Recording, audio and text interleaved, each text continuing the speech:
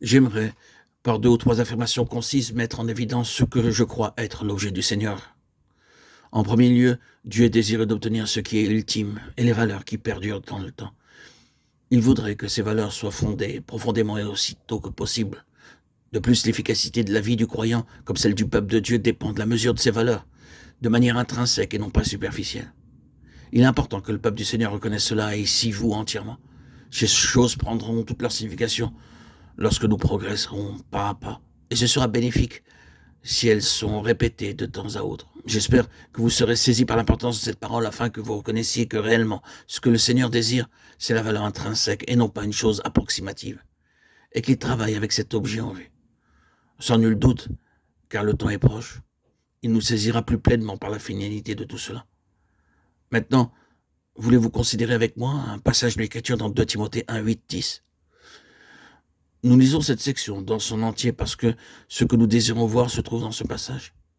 N'aie donc point honte du témoignage à rendre à notre Seigneur, ni de moi son prisonnier, mais souffre avec moi pour l'Évangile, par la puissance de Dieu qui nous a sauvés et nous a adressé une sainte vocation, non à cause de nos œuvres, mais selon son propre dessein et selon la grâce qui nous a été donnée en Jésus-Christ avant les temps éternels et qui a été manifestée maintenant par la venue de notre Sauveur Jésus-Christ, qui a réduit la mort à l'impuissance et a mis en évidence à la lumière la vie et l'immortalité, l'incorruptibilité par l'Évangile de Timothée 1, 8, 10.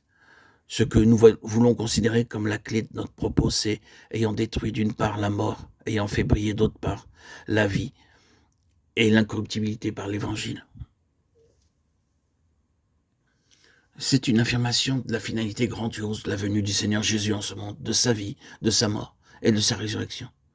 Ce grand dénouement est ici énoncé comme étant l'introduction de la lumière, de la vie et de l'incorruptibilité. Cette venue, cette existence, cette mort, cette résurrection ont déterminé la substance même de l'Évangile. C'est pourquoi l'apôtre dit ici que cet Évangile a mis en lumière ce grand dénouement. Tout cela a été mis en lumière par l'Évangile. La finalité de la prédication, de la proclamation de la bonne nouvelle, c'était la vie et l'incorruption. Logiquement donc, la conclusion, c'est ce que, hors de cette venue, de cette existence, de cette mort et de cette résurrection, l'incorruptibilité n'aurait pas été manifestée, ni ne pouvait être atteinte. Certaines traductions de ce passage ont le mot immortalité à la place de l'incorruptibilité. Vie et immortalité sont de malheureuses traductions selon nous, parce que l'immortalité a pris généralement une toute autre signification dans l'esprit des gens que celle qui se trouve ici dans ce mot. C'est pouvoir penser que cela signifie la continuation après la mort physique, la survie après la vie ici-bas. Mais bien que la Bible enseigne qu'il y aura pour tous cette survie après la mort physique, que tous devront comparaître devant le trône du jugement après la mort, ce n'est pas la signification du mot employé ici, de même que dans plusieurs autres passages du Nouveau Testament. Le mot employé ici est lié à plusieurs choses qui sont distinctes, si je peux employer ce mot « chose » pour le moment. En premier lieu, ce terme est employé en relation avec Dieu. Il est parlé de lui comme le Dieu incorruptible, Romains 1, 23. Vous ne mettriez pas ici le mot immortel à la place d'incorruptible, parce que vous reconnaissez tout de suite qu'il y a un certain élément lié à l'incorruptibilité, qui est différent de la seule existence éternelle. C'est le Dieu incorruptible. Ce terme est aussi employé en relation avec le Seigneur Jésus, car tu n'abandonneras pas mon âme dans le séjour des morts et tu ne permettras pas que ton sein voie la corruption. Acte 2, 27. Il n'était pas possible qu'il puisse voir la corruption. Le Seigneur Jésus avait une vie et une nature incorruptible, ce qui signifiait qu'il y avait quelque chose qui triomphait de la mort. La mort n'était pas seulement inopérante ou mise de côté. Il y avait un élément qui détruisait la mort. C'était cet élément d'incorruptibilité. Le mot est aussi employé à l'égard du sang de Christ, sachant que ce n'est pas par des choses périssables, corruptibles, par de l'argent, de l'or que vous avez été rachetés de la vaine manière de vivre que vous aviez hérité de vos pères, mais par le sang précieux de Christ, comme d'un agneau sans défaut et sans tache. 1 Pierre 1, 18, 19.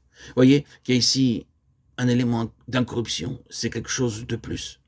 C'est aussi employé à l'égard des corps glorifiés des croyants, car il faut que ce corps corruptible revête l'incorruptibilité et que ce corps mortel revête l'immortalité. 1 Corinthiens 15, 53. Ici, c'est lié avec la glorification. Et une fois encore, il est employé par l'apôtre en relation avec une couronne incorruptible. Tous ceux qui combattent s'imposent toute espèce d'abstinence, et ils le font pour obtenir une couronne corruptible.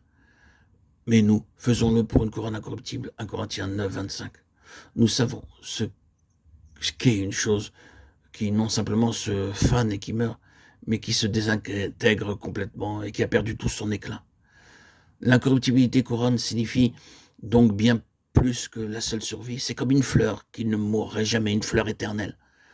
C'est une chose qui possède un élément distinctif en elle-même.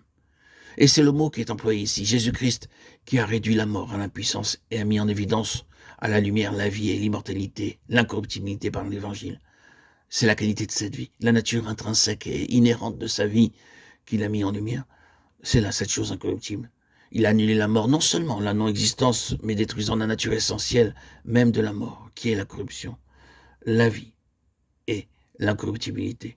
La manière dont l'apôtre les relie ici en font une seule et même chose. L'incorruption, c'est la nature de sa vie.